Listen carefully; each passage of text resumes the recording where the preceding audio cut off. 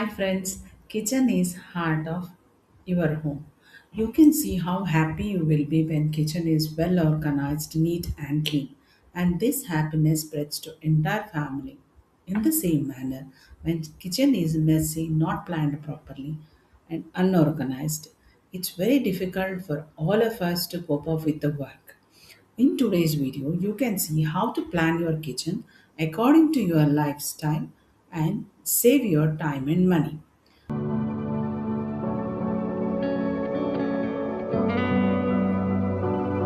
Planning kitchen in a proper way matters a lot. Many times, depending upon the new trends that are available, you will jump to conclusion to choose the one which is in the trend or which looks good. But after its execution, once you start using it, you will realize that it's not meeting your style of working at kitchen. Now I'm sharing with you the very important point that is to be considered in designing kitchen. First point is you must check whether it's meeting all basic requirements. And second one is whether it meets your lifestyle. You may wonder what are basic norms in planning kitchen. A well designed kitchen is more than just durable materials and beautiful finishes. To truly enjoy cooking, the space must work with you, not against you. This requires prioritizing clear countertops and strategically placing your core appliances to minimize the efforts and maximize the efficiency. How this power of clear workspace works, let's understand. You need continuous clear counter space, ideally positioned between sink and the hob, to chop, mix, and stage ingredients without feeling cramped. And second part is always ensure there is an empty counter space immediately adjacent to the fridge, oven, and hob. This provides a safe instant drop zone for heavy groceries or hotspots. And now, how to organize this? So, optimizing the workflow, the core elements. To save time and physical energy, the placement of your appliances must follow a logical sequence. The most effective way to achieve this is by connecting your primary work area in a layout that mimics how you naturally move.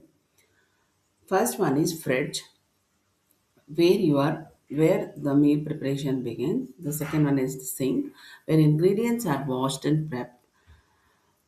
Third one is the hob, where the final cooking takes place. Why strategic placement matters? When these three elements are placed in a proper, unobstructed sequence, often it's referred to as a kitchen work triangle as shown in the figure. Your workflow moves seamlessly.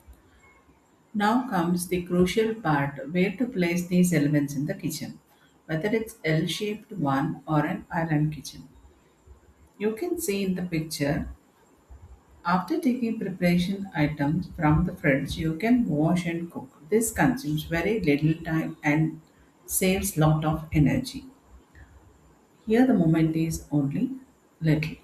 In the next picture, you can see fridges in one side and the sink in the diagonally opposite side, and the hob is near the fridge.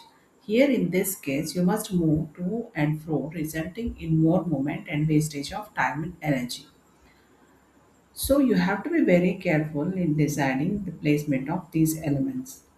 Next is in case if you are planning an island kitchen, you must see to it that there must be a clear space of 3.33 feet between the kitchen slab and the center island slab so that there won't be any discomfort while moving in the kitchen. 4 feet distance is preferable.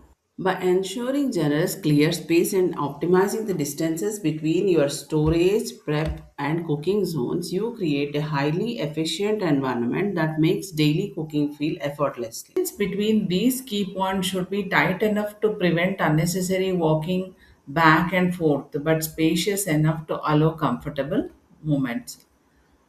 The uninterrupted paths, that means by ensuring this clear generous clear space and optimizing the distances between your storage, prep and cooking zones, you create a highly efficient environment that makes daily cooking feel effortlessly. If you like this video, do like and share, and for further information related to ideas and construction, please subscribe to our channel.